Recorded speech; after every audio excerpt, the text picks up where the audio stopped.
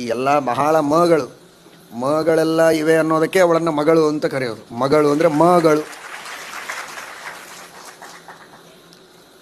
ಮಗಳಾಗಿರಬೇಕು ಅದೊಂದು ಮಡದಿಯಾಗಿರಬೇಕು, ಮಡದಿತನ ಅದೊಂದು ಮಾತೆಯಾಗಿರಬೇಕು ಅನ್ನೋದೊಂದು ಮಹಾತ್ಮರ ಸೇವೆ ಮಾಡಬೇಕು ಅನ್ನೋದೊಂದು ಮದುವೆ ಆಗೋದಿಲ್ಲ ಅಂತ ಕೆಲವರು ಅಂತಾರೆ, ಮದುವೆ ಆಗಬೇಕು ಅದು ಒಂದು ಮಕ್ಕಳನ್ನು ಪಡೆಯಬೇಕು ಅದು ಒಂದು ಇಂತಹ ಮಗಳು ಬಹಳ ಇದ್ದರೆ ಅವಳು ನಿಜವಾದ ಮಗಳಾಗ್ತಾಳೆ.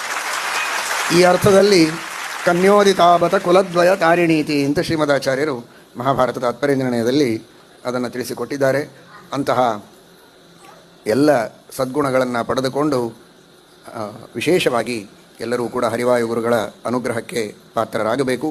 ಎಲ್ಲ ಮಹಾಲಕ್ಷ್ಮಿ ಭಾರತಿ ಸರಸ್ವತಿ ಭಾರತೀಯರು, ಎಲ್ಲ ಷಣ್ಮಹಿಷೆಯರು, ಶಚಿ ಶ್ಯಾಮಲ ಇತ್ಯಾದಿ ಎಲ್ಲ ದೇವತಾ ಸ್ತ್ರೀಯರ ವಿಶೇಷವಾದ ಕರುಣೆಯಿಂದ ಅವರ ಅನುಗ್ರಹದಿಂದ ಈ ಸ್ತ್ರೀ ಧರ್ಮಗಳ